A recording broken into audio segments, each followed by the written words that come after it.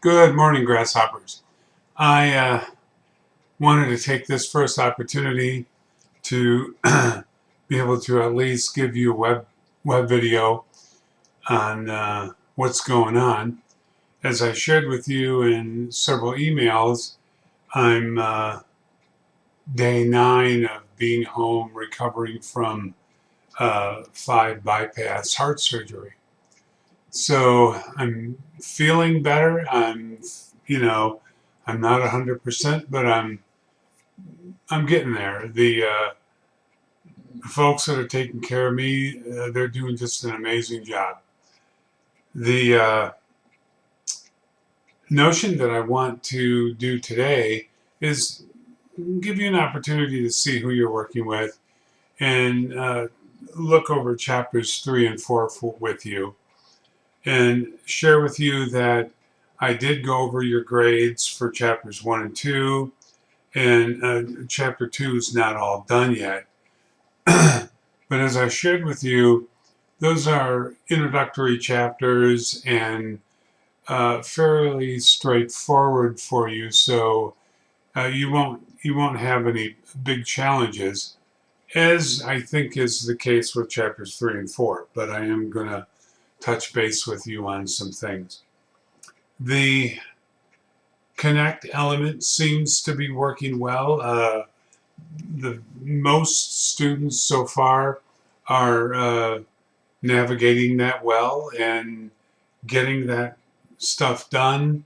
And that's what I want you to be doing for these initial chapters.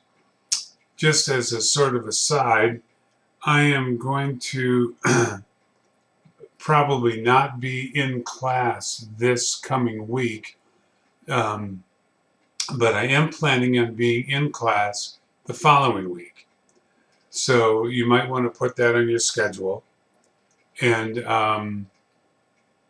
I'll I may do another web video for you, and we may try to do a Zoom call, just so that we can stay in touch if you have any questions or anything of that nature.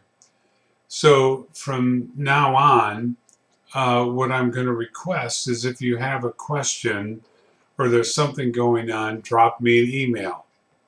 And now I will be looking at my email at least every day, and I will try to get back with you right away. Um, so that's the way I want us to communicate for at least the time being. We're only into week 3 coming up. So once again, I think I've done this, but I apologize for the inconvenience. And I know that some of you were anxious to get in class, and I am anxious to get in class actually. This whole heart attack and just so got in the way. But in any event, having said that, um, I want to just share with you that I'm glad to be back with you, at least in this format for this coming week, and I'm sensing improvement every day, so that in another week I should be in good shape to at least come to class, and we'll see how that goes. So, um, chapters 3 and 4. Both of these chapters are the changing values in society, and chapter 4 is on stratification. And so, one of the things that strikes me is, before I go any further, if I can be so bold, let me share with you the way I think that it's good for you to study these chapters. Now, some of this material that's in this book is going to be somewhat common knowledge for you, but there are going to be some technical issues and technical terms that are going to be new to you, and concepts, things of that nature. The whole concept of demographics, for example, which is more in chapter 4. There are whole courses that we take in graduate school on just studying demographics.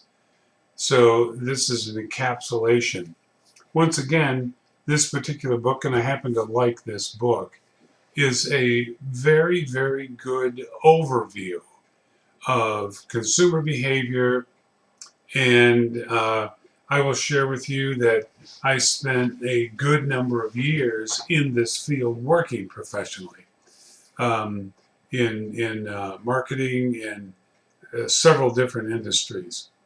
So the one of the notions that comes to my mind is do yourself a favor when you're first going to look through it.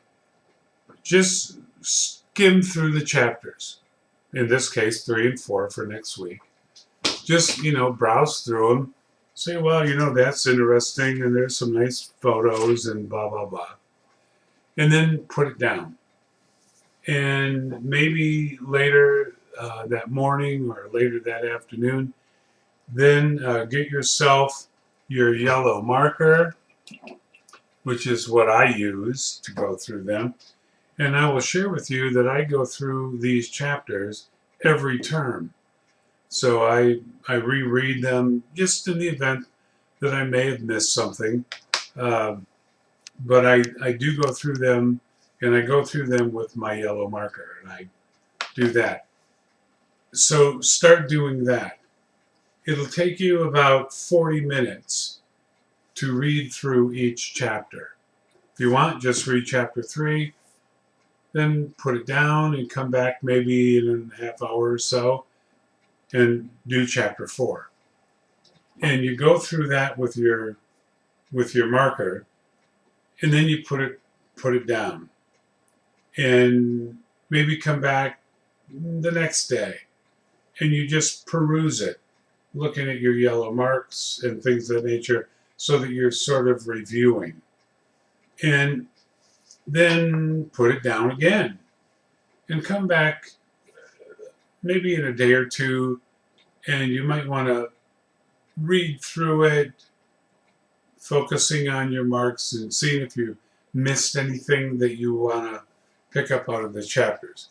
Now, if you do it this way, I assure you, you're going to get more out of this textbook than you ever thought possible. And when you get ready to do the Connect exercises, there are quizzes, one for each chapter 3 and chapter 4 this coming week, and you'll do very, very well on those. So if you can study that way, I think you'll be very successful. So, having said that, we look at chapter 3, the changing American society values. And I like this right in the introduction on page 79. I have the hardback edition of this, and I'm assuming you have the soft version, but it's all the same. It's just different positions, I guess. So on the beginning of chapter 3, mancession is a term. The father's household involvement has not diminished. Fathers, especially those who are millennials, have expanded their home and childcare responsibilities as well as decision-making power regardless of their employment status. Now, I will share with you, there's almost a whole class in just that paragraph, studying family dynamic, the role of values changing in society, and how some sociologists are arguing that what this particular paragraph is capturing is that much of what we historically perceived as the way values are has been turned on its head. Now, the notion is that's not a bad thing. It just is what it is. And for those of you that are going to go to work in this field of consumer behavior and marketing, you're going to want to fully understand the intricacies that are going to be going on in these several chapters and in the rest of the book. Because to be a great marketer, to work for a big marketing company, or to even own your own company, you have to be sensitive and you have to be acutely aware of what these differentials are in the dynamics of family and consumerism and things of that nature. Later in the course, another chapter or two, I'm going to be chatting with you about how we have a tendency to focus on just how consumers behave, what are the motivators, and et cetera, for their consumption habits and things of that nature. And in too many instances, we fail to recognize that as we are consumers and we engage in behavior, so too, in a very real sense, in the sociological framework, are we that which becomes consumed, i.e., other folks in the society are viewing us for various and sundry reasons. Maybe they want to be friends. Maybe they want to hire you. Maybe they want to, have a relationship type of thing with you. And so, what I like to do for my students is to get them to start viewing consumer behavior as a two-way street. And the degree to which you can identify yourself as someone who is ostensibly being behaviorally consumed or viewed, if you will, is a degree to which you better understand the dynamic of what's going on. So I just wanted to bring to your attention that particular paragraph that I thought was very important. Changes in American cultural values. Your cultural values are widely held beliefs that affirm what is desirable. Um, your chapter goes on to talk about American values and how disparate they are. So that, for example, if we look at the values in Appalachia, that family values, individual values that folks hold there versus the values that are held in Chicago or even Grand Rapids or California can be very different. One of the things that your chapter does mention, I'm not sure it stresses it enough, is what are or is the equation that gives you a common value framework, so that whether you're from Appalachia, Chicago, Grand Rapids, California, you share a common body of values. And when you get done with chapters 3 and 4, then I'm going to have you examine that for yourself and write that up and submit that. I will put that in the grade book under an assignment for you, and then you can take care of that then. But for right now, I just want you to be aware that your value structure is something that is both endemic to your particular geographic location, but it's also an element of your national sense of identity. And when we study foreign cultures in terms of consumer behavior, then we can recognize that in Japan, the idiosyncratic value structure is very different than what we adhere to in the United States. Your chapter is trying to um, on page 81 here, it gives you the traditional, current, and emerging American values. What I would share with you is that the American value structure, as we understand it, is changing almost so quickly that some folks are having a very difficult time keeping ahead of it, or keeping up with it, if you would.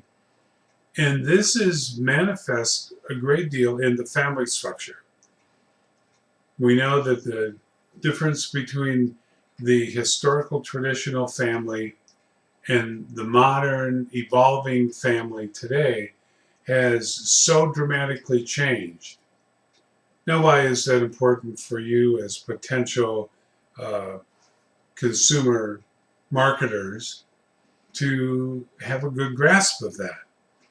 Because if you're representing a company and they're sharing with you, they have their product and they want to market to everybody.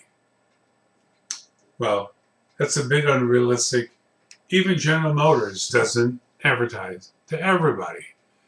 The but you're the expert. You're the one that is the client is going to be requiring that you understand and you know about this stuff. So if you understand these traditional and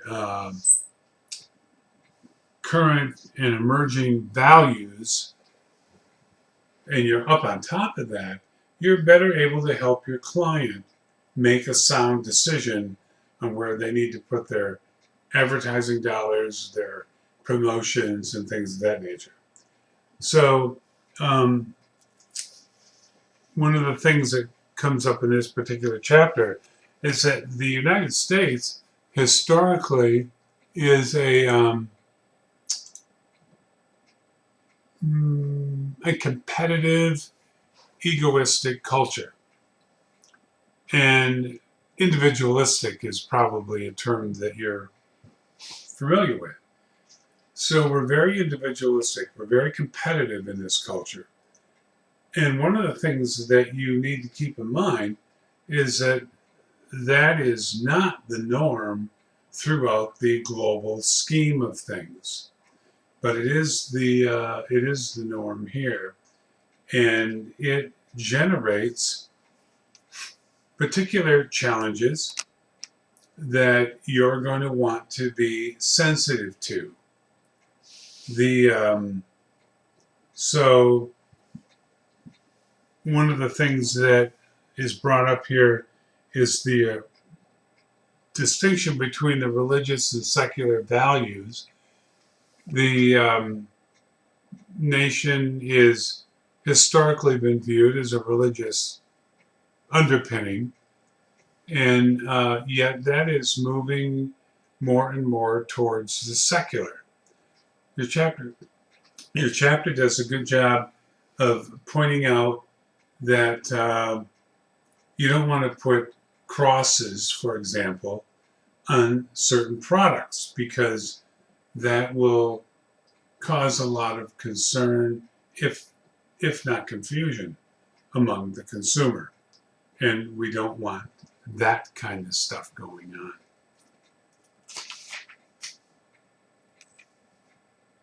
on. I like this on page 82 where they're getting into a little bit of the sex sells agenda for marketing, and there are those that argue, and your textbook gives some insight to this, that is changing. That the if we can be so bold, the old kind of free love notion that came out of the 60s and 70s has diminished, and now there's a different type of focus. And there's an article that I was reading the other day, and I'm going to be sending that to you, on called the epistemology of values.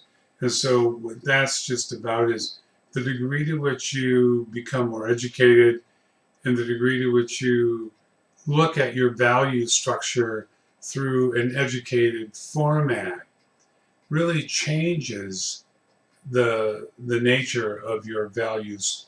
And so it was just a very, very good article. I'll be sending that to you. And but we look at the notion of human sexuality, and just from a consumer behavior perspective, you have to be aware uh, that human sexuality is like in one of the top 3 or 4 human drives: food, clothing, reproduction, all of that stuff.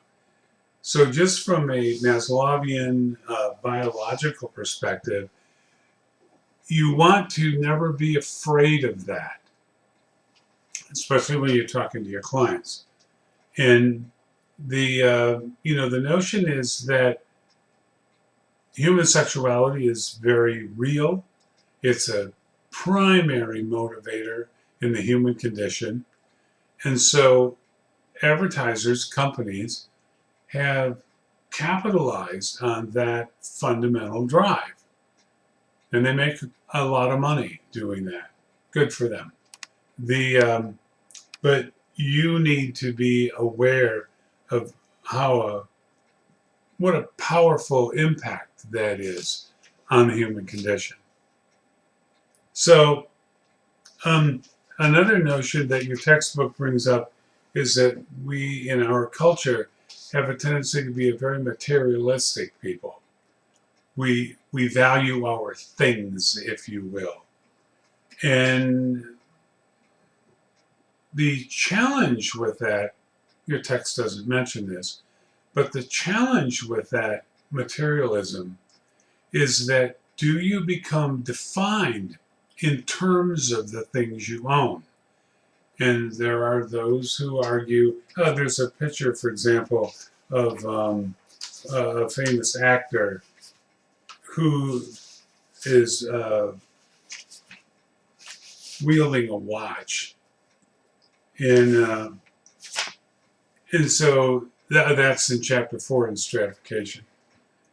But if you become defined in terms of the things you own, that can be problematic for you. So we need to be cognizant of those types of notions. And again, I've already mentioned tradition and change. As you are well aware, the COVID, which I like to call Corona, just for levity, Corona has so altered the very society in which we live that it's just amazing how fast things have changed. Dining, going out, socializing, all of those elements in that equation are radically being altered. And there are those that argue it's not going to come back soon. Now you have 2 new variants of the COVID virus, and medicine is still not sure what they're going to do with that or about that. And so now there's talk of, instead of wearing a mask, now you're going to be wearing 2 masks to help protect you and other folks. Try to get your head wrapped around the radical change in society, the change in your behavior, the change in your attitudes and your mindset, and how that's affecting what we buy, what we purchase, what we desire to have, and what we are eschewing, what we're saying, well, I really don't need that right now. So I like that sense of the radical change, that is going on. And um, then there's a good exposition on elements of the family.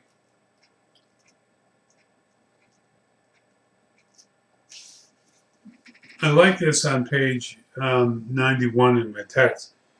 The cause-related marketing. That is developing in a big way. Historically, marketing was not so much cause-related. Now, during the Second World War, that had changed. Um, you bought bonds, for example. You didn't get many supplies, sugar, fuel, things of that nature, because of the war. So that was cause oriented. I'm pretty convinced that after the Second World War, from Korea on, we lost that sense of cause oriented marketing. And the it's now it's coming back. So the whole greening of marketing is a cause-oriented phenomena, and we're buying products that are environmentally safe. We're hopefully beginning to eat our way into a better sense of health.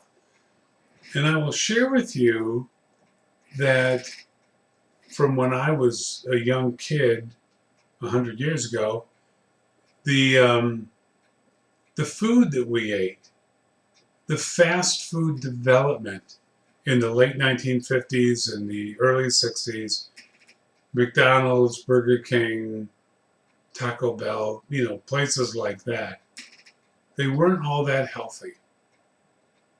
And we ate foods that were cooked with saturated fats.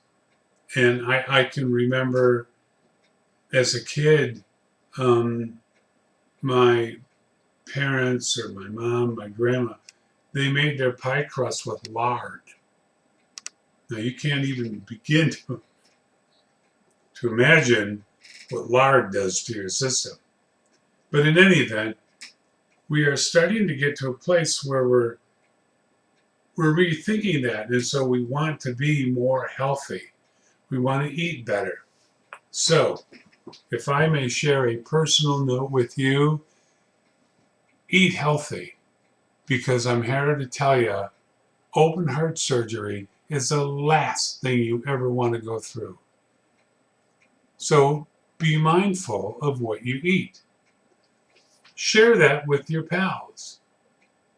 Share that with, your family.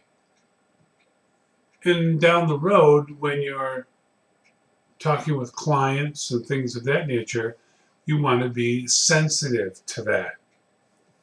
So that is another major change that's going on in our culture.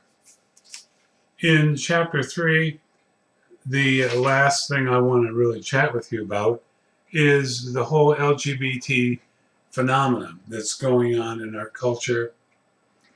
And I think that not down the road, but even contemporarily, you need to be very sensitive to that issue. You need to be knowledgeable about that issue. You need to be knowledgeable about the hierarchy and the stratification within those groups. In terms of the specific needs, desires, wants, and things of that nature that those groups have, both juxtaposed with the very foundational notion of civil rights and commercialism and the behaviors of those particular groups. So, here again, this particular chapter is opening you up to a, a vast area of notions where you're going to have to become very knowledgeable. And when you go to work in this field, then you're going to have to know that stuff. So that sort of takes care of the chapter 3. And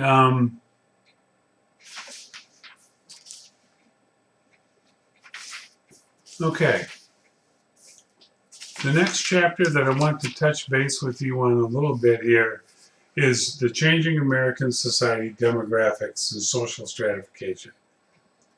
Now, I will share with you that both in undergrad and grad school, you take courses in both demographics and another separate series of courses in social stratification. Stratification is a very big deal, and the notion of demographics, understanding the particular demographics of your culture, is very, very important. I like what your chapter has done here in terms of the delineation of the economic structures, the economic demographic breakdown in terms of upper class, middle class, and lower class, and how they've broken that down into the subgroups such that there are anywhere from 4 to 6 different subgroups in each strata. So you're going to want to be aware of that, and make sure that you're sensitive to that.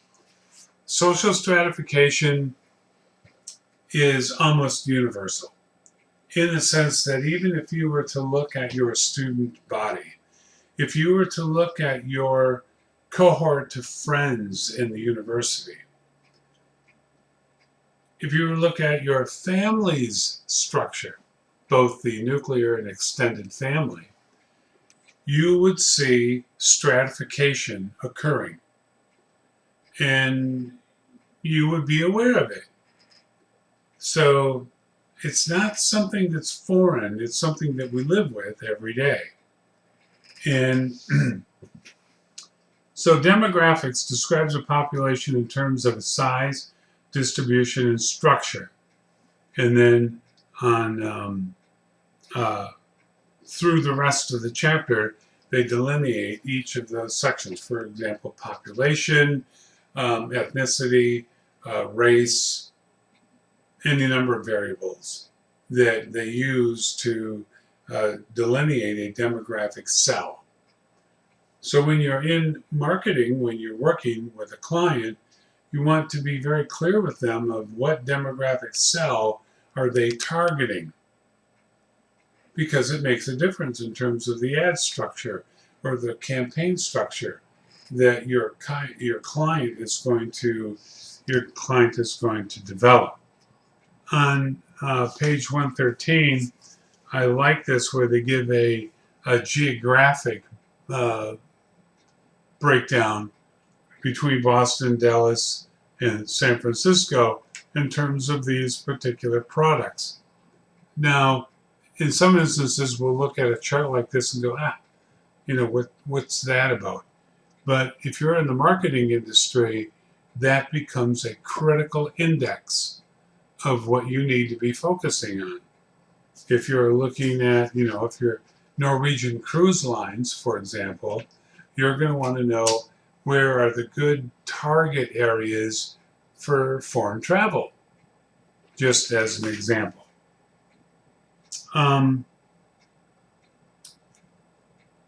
Education.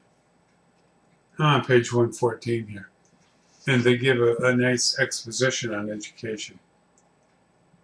I just simply can't tell you how critical education is to the consumer patterns of behavior that people engage. And you're going to want to know that. You're going to want to be aware of that.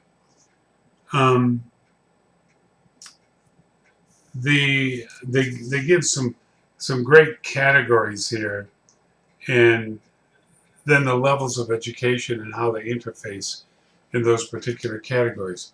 Take a moment and study those a little bit. On income, of course, as you might be aware, how much discretionary income people have to spend is determining on what they will spend. And then, of course, there's a notion of age. We have a tendency to be very confused about the different age demographic cells. And I think in many instances we miss the point. If we look at the cell phone industry, Verizon, Sprint, some of those, their focus for young people is very different than their focus for the professional business person. And it's very different for the person who is aged. We like to call them the consumer, the mature consumer group. Um, but if you're 70, 75 years old, for the most part, your need of a cell phone is very different than if you're 25 or 40 or even 50. I'm always amazed when I watch my students, and sometimes I do it just for grins. I watch them on their phones, and they're like wizards on their phone.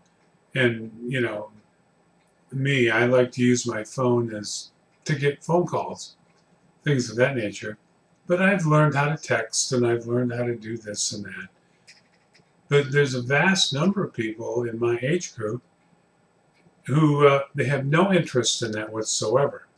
So ironically enough, what have the phone companies done? They've reintroduced flip phones because a flip phone is just a phone. And that's what a lot of elderly people want. They don't want all of this technological stuff that's going on with these phones. It's estimated that in your laptop, you have more computer power in your small laptop than put the first man on the moon. That is a technological evolutionary revolution, excuse me, that has genuinely altered the way we do things and the tools that we have that we use. Um, on page 119, I like this. They give the generational breakdowns so that you have a pretty good index of what Generation X, Y, and Z, and Generation Alpha, and the baby boomers, and all that stuff, what those are. Those are going to be categories that if you're going to work in consumer behavior and marketing, you are absolutely going to have to know.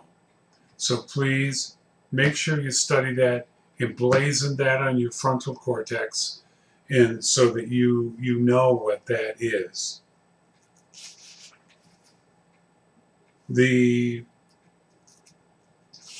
pre-war generation, that of course is talking about World War II, for the most part, they're they're they're very diminished. That particular generational group is contracted considerably, if you will. But the Vietnam era,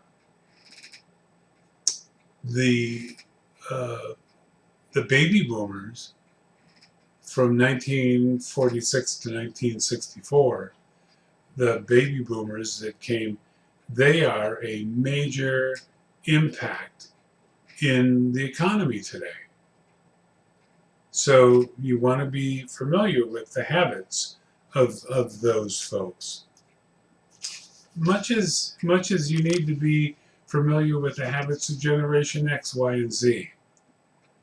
You need to understand what it is those folks want. And your textbook does a very, very good job of breaking that down for you. So I want you to make sure that you study that.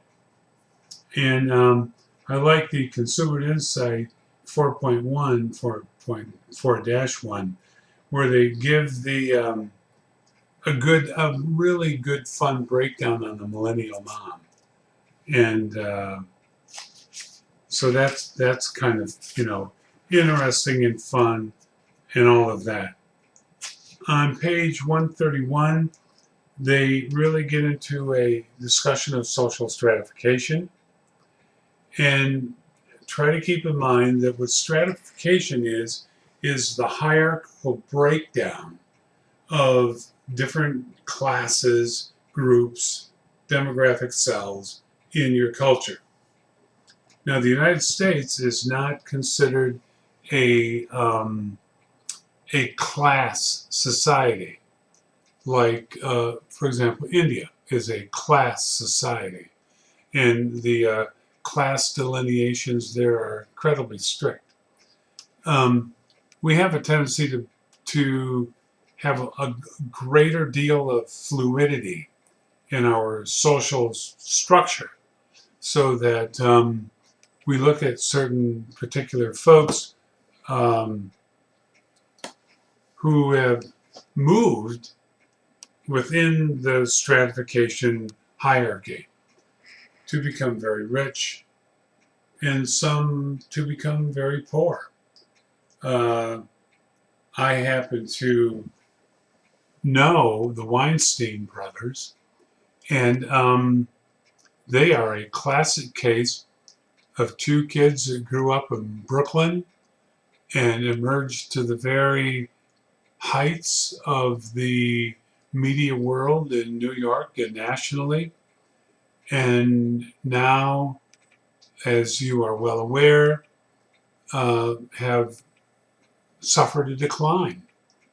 And so that's where I'm giving you an example of the fluidity that people can have in that stratified social structure in the United States. And here's a picture that I was chatting about. Um, I know I'm supposed to know that kid's name. He starred in a whole bunch of movies, but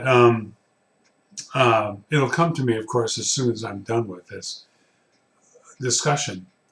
But he's able to manifest this tag hour watch, which is beyond the scope of a good number of folks to be able to purchase.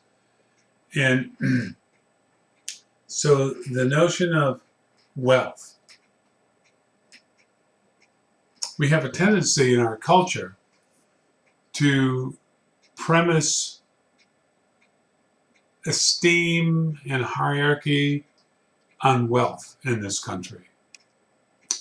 And I will share with you that in some instances, I think that's a serious error, because there are incredibly valuable people in your culture who are not terribly highly paid, but they're not the multimillionaire actors or, um, some of the other corporate magnates that are out there who are making very, very good, salaries. But when your plumbing backs up, you want somebody who's highly skilled and trained. And we have a tendency to view those folks in a lower structure than the very wealthy, things of that nature. But I only want to share with you that they're critical in your society. And New York City got a classic example of that when they decided that the garbage workers were not that important. So the garbage workers went on strike in New York. And New York got a crash course in how important the garbage collectors were in New York City. You can read about that in any number of sources. But I have a very, very dear friend who was living in New York when that was going on, and the piles of garbage all over the city were just absolutely just awful. I only share that with you because we have a tendency to divorce ourselves from how critical some of these lower echelon in your textbook, the lower class or the working class, or uh, how critical they are for the functioning of your society. So try to keep that in mind as you're going through this chapter. Um, Once again, I think your chapter does a pretty good job of capturing stratification and social class and things of that nature. So, in our brief discussion today, that covers a little bit of chapter 3 and 4. Once again, I don't think you're going to have any problems going through this chapter. You're not going to have any problems, doing the connect assignments, and so I think you're going to be in good shape. If you have any questions, drop me an email, and I will get back with you probably within the day. The last thing I wanted to chat with you about before we get away from this, we're at 46 minutes right now, is the connect elements. You must engage the connect elements through Blackboard. If you try to go right to McGraw-Hill and jump into the assignments, it won't transport your grade or your score into the Blackboard gradebook, which is what I base your grade on. So it's critical that you engage that connect element through Blackboard and that you exit it that way. Don't try to short circuit that. I had a student who wrote to me the other day that had a challenge. Their score wasn't showing up. And so I said, okay, I'll take a look at it. And what I discovered is that they had not done the assignment yet. And so, of course, it's not going to show. But what Blackboard shows me is just whether it's been attempted. So far, it's not giving me your score or any of that information. So if you have that kind of a challenge, please feel free to bring it to my attention and I will look at it. But don't be surprised if I write back and say, you have to get a hold of Connect and address this with them, because I don't have any control over that. Now I can manipulate in the gradebook. I can click on the thing, and if you've done it right, then it'll afford me your score, and then I can manually put that in. So, other than that, I share with you, I've looked at your grades. I think you're doing a great job. And this is I think it's an exciting class. You're going to learn a lot of really good stuff that is going to benefit you greatly down the road. So, pay attention, take this serious, get your work done, and if you have any questions, drop me a line. You folks take care, and I hope to see you real soon. Bye now.